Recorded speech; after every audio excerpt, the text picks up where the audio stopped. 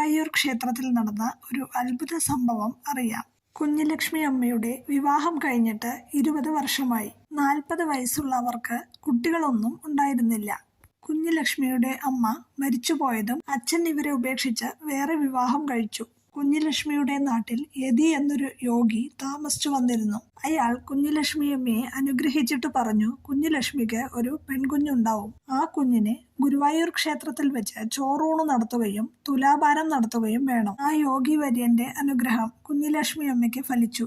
കുഞ്ഞുലക്ഷ്മി ഒരു പെൺകുഞ്ഞിന് ജന്മം നൽകി. അങ്ങനെ അവർ ആ കുട്ടിയെ ഗുരുവായൂർ ക്ഷേത്രത്തിലേക്ക് ചോറൂണിന് കൊണ്ടുപോകുവാൻ തീരുമാനിച്ചു. വീട്ടിലുണ്ടായ കുന്നിക്കുരു മരത്തിലെ കുന്നിക്കുരു ഇടങ്ങഴി കണക്കിന് പറിച്ച് ശേഖരിച്ചു വെക്കുകയും ചെയ്തു. പക്ഷേ ചോറൂണിന്റെ തലേ ദിവസം ആ കുഞ്ഞ് കടുത്ത പനി ബാധിച്ച് മരണപ്പെട്ടു. അതീവ ദുഃഖം താങ്ങാനാകാതെ കുഞ്ഞുലക്ഷ്മി അമ്മ ഭഗവാനെ ഒരുപാട് പഴിച്ചു.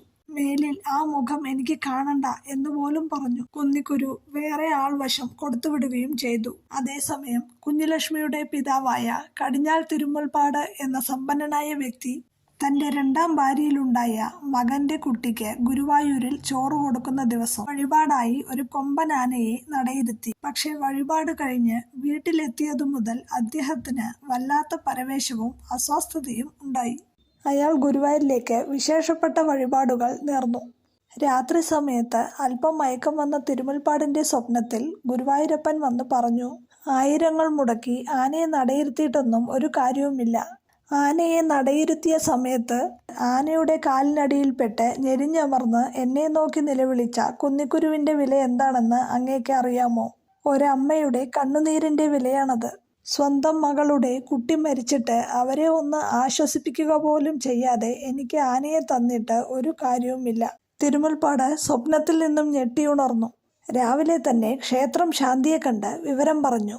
മകളെ കണ്ട് ആശ്വസിപ്പിക്കുക, അവർക്കിനിയും സന്താനഭാഗ്യമുണ്ട് എന്ന് അറിയിക്കണം. ഇത് പറഞ്ഞത് യതിയോഗ്യനല്ല, സാക്ഷാൽ ഗുരുവായൂരപ്പനാണെന്ന് അറിയിക്കണം എന്ന് ശാന്തി അദ്ദേഹത്തെ അറിയിച്ചു. എന്നാൽ ശാന്തിയുടെ രൂപത്തിൽ വന്നത് വേറെ ആരുമായിരുന്നില്ല, സാക്ഷാൽ ഗുരുവായൂരപ്പനായിരുന്നു. അങ്ങനെ പറഞ്ഞതുപോലെ തന്നെ സംഭവിച്ചു. നാളുകൾക്ക് ശേഷം കുഞ്ഞുലക്ഷ്മി അമ്മയ്ക്ക് ഒരു സന്താനം ജനിച്ചു. പിതാവിൻ്റെ വാത്സല്യവും ലഭിച്ചു. ഗുരുവായൂർ നടയിലെ കുന്നിക്കുരുവിൻ്റെ മഹത്വം അതാണ്. അതവിടെ സമർപ്പിക്കുന്നവരുടെ വില ഗുരുവായൂരപ്പൻ അറിയുന്നുണ്ട്. ക്ഷേത്രത്തിൽ പ്രദക്ഷിണം വയ്ക്കുന്ന ഭക്തർ അറിയാതെ കുന്നിക്കുരുവിൽ ചവിട്ടിയാൽ തൊട്ടു നെറുകിൽ വയ്ക്കുന്നത് അതാണ്.